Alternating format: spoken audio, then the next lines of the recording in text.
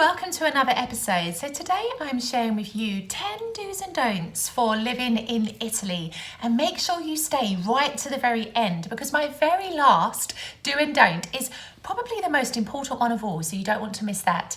Let's get into the video. So the first don't for living in Italy is don't be impatient. Now, I cannot stress enough how different life is, the pace of life here, especially in the south of Italy. I have been reliably informed that depending on what part of Italy you move to, this can vary. Consider perhaps the north of Italy has a more active pace of life. Obviously Rome, the capital city, has a more active pace of life. But the further south you go, the slower things seem to become. So the most important thing I can say to you, wherever you may choose to live in Italy, is to not be impatient. And the reason I say this is because everything here can be a little bit more complicated and take a little bit longer than perhaps you are used to. Take bureaucracy matters, for example. Pre-COVID, you had to visit every single individual office to sort out paperwork, to open utility accounts, to close utility accounts. Honestly, it was a process. But COVID has brought about a little bit of a benefit in that a lot of these processes are now conducted online, but still it doesn't eliminate the need to visit some places in person still. So it can be a little bit tiring sometimes when you have to organise matters and you have limited time available, for example, but it is just the way of life here. This is a different culture. It is a different pace of life, and you are going to make things very difficult for yourself if you are impatient. And probably, in fact, no, definitely, you are going to receive the reaction that you really don't want from people when you display impatience. So I think in order to get things done in Italy, you have to have patience. It's as simple as that. So living in Italy, it's really important that you do make an effort. To make an effort in Italy honestly makes a huge difference. And what do I mean by making an effort? I mean by saying buongiorno back to somebody who says it to you. I mean smiling at people. I mean being friendly. You don't have to have perfect Italian to make an effort with people here. And I can promise you that people really appreciate those that make an effort with them compared to those that stay very insular and don't really pay attention to what is happening around them. So really try to make an effort, however limited your Italian may be. Trust me, I'm talking from first-hand experience. My Italian is like that of a 2-year-old, although piano piano, it's improving. So if I can make an effort and be friendly with people and say good morning, then I'm sure you can do it too. There's absolutely nothing to stop you from doing it too. And the benefit of making an effort is that you start to establish and make connections. And as I've mentioned in so many other videos, this is like the bread and butter of life here in Italy. Italy is the most connected country I think I've ever lived in. Somebody knows somebody that knows somebody else. Like literally, this is the way that life operates here. So the friendlier you can be, the more open you can be, the more effort you can make, I promise you it will pay dividends in terms of when you need to get something done or you need help with something, and just to help you to feel like you're part of the community more as well, which I promise you makes a huge difference to your life here in Italy. And I know it's not always easy. Italian people sometimes can be very cliquey depending on the age and depending on where you live. But I promise you, the more effort you make, the more rewarding an experience and life you will create for yourself here in Italy. So really do make an effort, even if your Italian is basic. There are simple things you can do that don't require an extensive knowledge of the language that can really influence your life here in a positive way. And also when it comes to making friends and forming connections, look out for expat groups, research them on Facebook, like do what you can to try and form a connection of people here in Italy, because it honestly makes a huge difference to the quality of your life here. Oh, time for a biggie. Don't compare. This is really important. And I mean don't compare in so many different ways. Don't compare your everyday life here in Italy to the country that you've come from. Don't compare your working conditions here in Italy to the country that you've come from. Don't compare the bureaucracy here in Italy to the country that you've come from.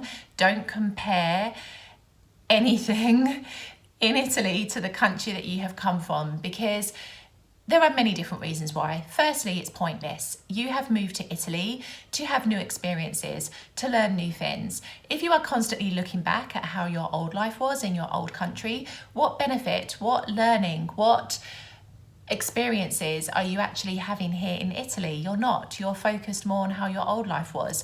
So in a way, it's kind of pointless to do it. Like, you are living in a new country. Now is the time to embrace that and to make it an experience that benefits you and enriches you. But also, it doesn't make you feel good as well. Comparison is the thief of all joy, as Theodore Roosevelt wisely said. And it's true, like when you are constantly looking at other people, or you're constantly looking at other cultures and other ways of life, you are not immersed in how your life is and the things that you have achieved, and you take that joy away from yourself. The best thing you can do to come here is to move here with an open mind. I've spoken about it before, included in this video up here. You need to come to Italy with a complete open mind. Don't compare anything, because there are many aspects of life here that vary wildly compared to the country that you may come from, and many forms of behaviour here that are acceptable, which simply would never happen in other countries. So to make your life easier and to settle in and immerse yourself, you need to just stop comparing. It's as simple as that. Even if you don't agree with some aspects of life here, the behaviour, some of the mindsets that people have here, it doesn't mean that you need to compare. Oh, the next thing you've heard me talk a lot about, do learn Italian.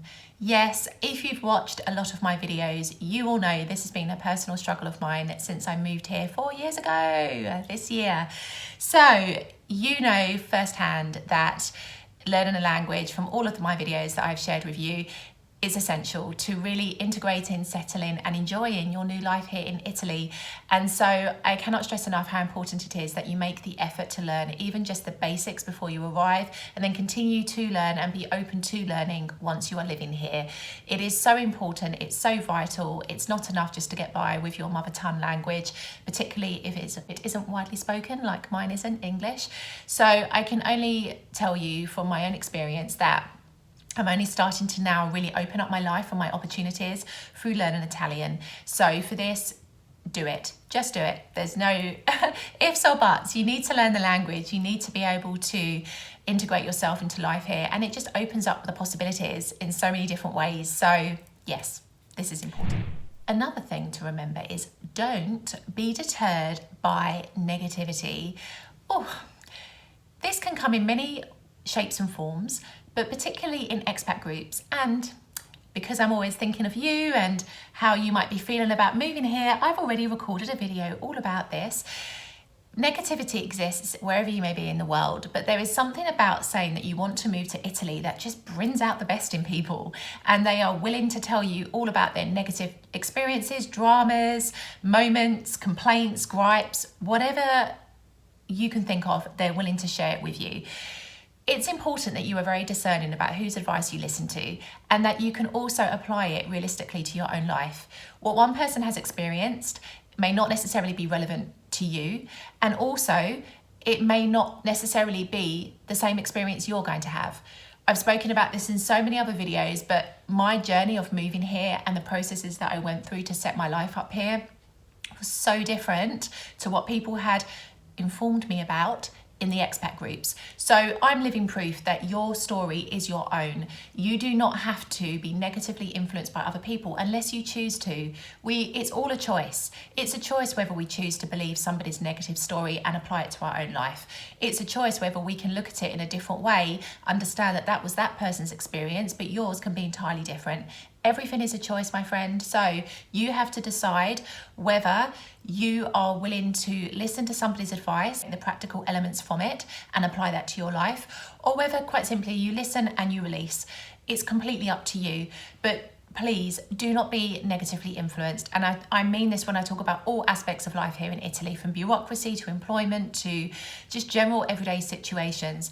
Italy can shower you with blessings, but the problem is if you are not looking for those and you are constantly caught up in the negativity of life and the difficulties that can happen here in Italy, then unfortunately that is the only viewpoint you are going to be talking about your experiences from. So just be very, very careful, okay? This is very important. So if you're living in Italy, I think it's really, really vital that you do try new things. And when I talk about this, I talk about everything from food to experiences. You're living in a brand new country, embrace it. And I can talk about this from my own experiences because when I lived in the UK, for example, I didn't used to eat a lot of fish. Maybe cod because, you know, fish and chips, scampi and sardines. I think they were like my free fish choices. When I moved here to Italy, I tried so many different types of fish that I'd never, ever, ever eaten before. And I'm talking octopus, I'm talking sushi, I'm talking squid, I'm talking, they call them clams here. And the name in English has completely evaded me. Anyway, yes, mussels, maybe mussels actually, maybe mussels in English. But yes, so I have tried so many different varieties of fish here, and I have to be honest, I love it. And I cannot believe that I never really ate as much fish in the UK. So this is just one simple example, but you're living in a new country, you need to experience all that Italy can bring you. Like, and you know, even in terms of like adventures, hiking, like doing activities and things that you have never done before, embrace it, do it here in Italy. Like, you know, I didn't used to swim very much in the UK, for example. I certainly never used to swim in the sea. And here in Italy is the first country where I've swum in the sea and I have felt like a mermaid. So, you know, just embrace it, do new things. This is why you're living here. This is why you've created a life for yourself here. Absolutely make the most of it. Okay, if I could highlight one major thing in the whole of this video, apart from what's at the very end that I'm going to tell you about, it would be this. Don't commit to anything here in Italy without fully understanding it. Now you might be like, oh, but duh, Claire, that's obvious. But I promise you, sometimes you can get caught up. If, for example, if you found an amazing apartment, you're caught up in the romance of the moment. Oh my goodness, the apartment's beautiful. It's got an amazing view. I love it. I can see myself here. Piano, piano. Make sure you read the small print on any contract that you sign. And if you cannot understand Italian, you get somebody to translate it for you. And the reason I say this is so important is because let's take renting, for example. Renting a property here in Italy is entirely different to how it is in the UK.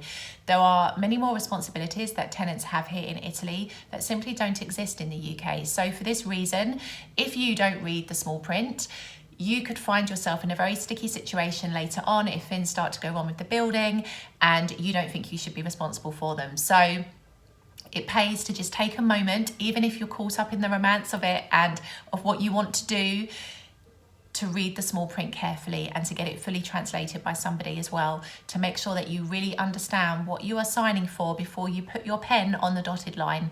And this also goes for work contracts as well. Work contracts here in Italy are very different to how they are in the UK. And so for this reason, you need to make sure you understand your obligations as an employee, your obligations in terms of tax, and also the length of your contract and any notice periods as well, because these can vary a lot as well. And also when it comes to things like taxes, opening up a partita here, be very careful because you can have some agencies that will cater exclusively for English speakers, but be aware you do pay a premium for that. And also things like opening a bank account as well. So there are lots of different things that you need to be fully aware of before you sign anything. So really and truly, do your homework before you commit to anything here in Italy, okay? There are so many little terms and conditions that are often missed by people and it comes back to haunt them later on when something goes wrong. So do your homework, people. It's really, really important. So one other thing to be aware of is do get used to begging. Now this is something that I don't know, it took me a little bit by surprise when I moved here to Salerno because, don't get me wrong, begging exists in the UK and in London especially. I mean, it's the capital city, but I don't know, it just feels like it's slightly different. Like, you know, you'll see people begging on the street. Often they'll be on the underground, perhaps going from carriage to carriage or train to train sometimes, asking for money. But it just feels different. Like here in Italy, it just feels a lot more intrusive. Like I'll give you an example. I was eating out at a restaurant, really nice restaurant, and there was a man that came in from outside and he was literally going from table to table to table trying to sell roses. And this has happened in many different restaurants that I've eaten at. And I don't really feel comfortable in those moments because I'm having a meal and I have to interrupt my meal to be shown a bunch of flowers that I don't want to buy. Like it feels very, very intrusive, but it's a normal way of life here in Italy. And you will also have, particularly here in Salerno, there are groups of families, if you like, with young children that go around, they make jewelry, they go around and they offer them if you're sitting on a park bench, if you're sitting by the sea, they'll come up to you. If you're having an aperitivo outside, they'll come up to you, offer you their jewelry. It just feels very intrusive, I'm not going to lie. It's conducted differently, I think, compared to the UK. And I think as well, like business owners, they are more tolerant here in Italy than I think they ever would be in the UK. I cannot imagine a high-end restaurant in the UK allowing somebody to come in and sell flowers at the tables. Like, I don't know, it's just different, very different.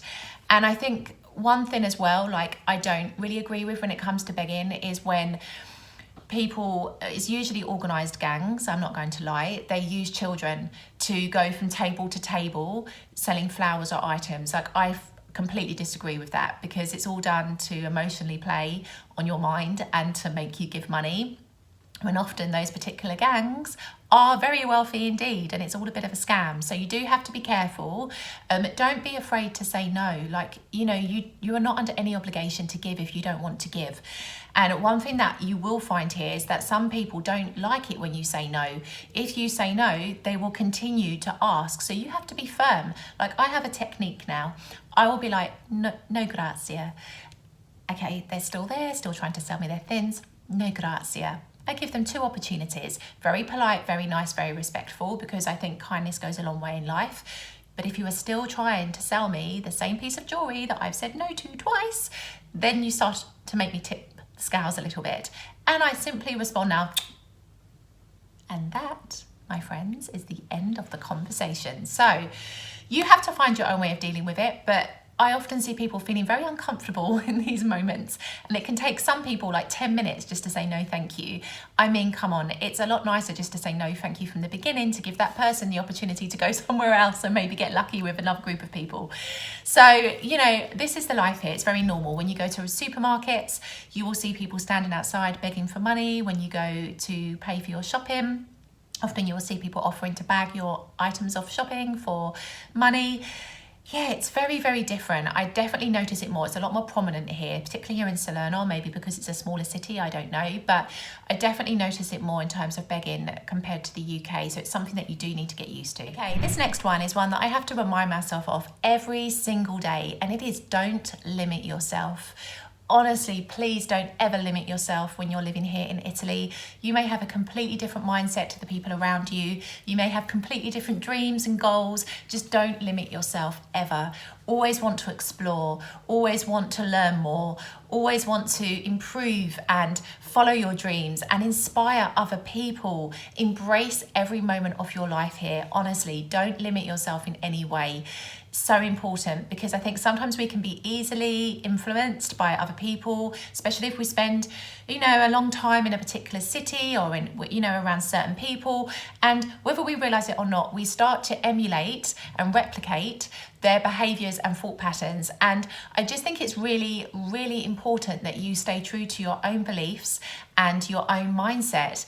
Like, I feel very blessed because through my job as a teacher, I can help people to see things from a different perspective, like in terms of how they learn English and just in terms of how they approach the whole process. And I feel very privileged to be in that position, that I have an opportunity through the mindset that I have, which is literally you can create whatever you want in life, because it's frigging true, look at me, to be able to positively influence other people. Like, I'm not a conventional teacher at all. Like, I've heard some real horror stories of what teachers can be like here in Italy, and I'm not like that at all.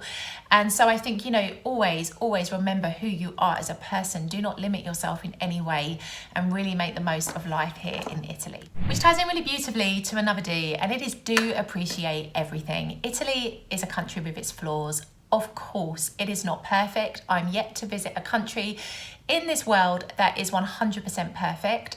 But as I've mentioned earlier, it is a country that can shower you with immense blessings and teach you so much about the fundamental aspects of life and see things in a way that perhaps you have never seen them before. So I really do think that even in the more difficult moments that you may face here, try to look for the blessings, try to look for the things about life here that make you feel good. And I've really been reminding myself that a lot this year, and just really trying to be more present, putting the phone away, looking around more when I'm walking around, and having this YouTube channel, having my Instagram account. If you don't follow me already, this is my link up here, really keeps me more grounded and looking for the blessings, because I want to share them with you. I want to show you what real Italy is like. So I'm really grateful that I have this outlet and means to be able to do so. But even if you don't have those means, try to find a little moment of every day where you express gratitude for what you've achieved. Like, come on, you're living in Italy. It's one of the most beautiful countries in the world. It can teach you so much about life, about nourishment for your body with food and drink, and about like the importance of connection and friendship and culture and history. Oh, I could go on and on and on.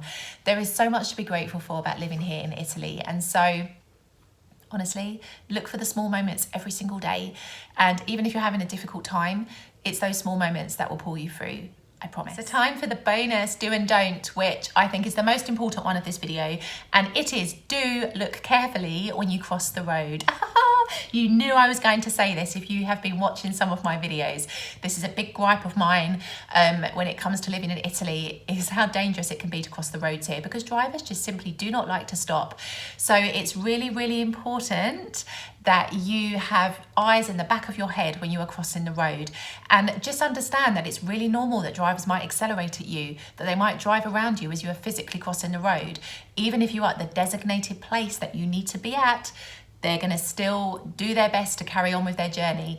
And, you know, they may well not stop at all, which is very common. So just be aware, this is perfectly normal, but you need to be looking everywhere. And I'll give you another little story, because every time I do a video, there's usually a new drama I've got to share with you about crossing the road. Yesterday, I was crossing the road and there was a traffic jam. So there was absolutely zero benefit in this car moving at all, because they were going to go nowhere fast, right? So I'm crossing the road, I'm halfway across the road. This car decides to just carry on. But you carried on to go like 1 centimetre further down the road. I don't really understand.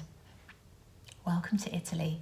So tied into this, do look carefully when you cross the road, and also don't stand there waiting for somebody to stop. Even if you're at the designated place where you need to be crossing, it's very rare that an Italian will hit the brake for you to cross the road. You have to have a bit of gumption and balls, basically, and courage to cross the road, because literally otherwise you'll be standing there all day. So I hope you've enjoyed this do's and don'ts. Have a look at some of my other videos, including this one right here, where I talk about what it's really like to be an expat here in Italy. And I will see you in the next video. Ciao for now.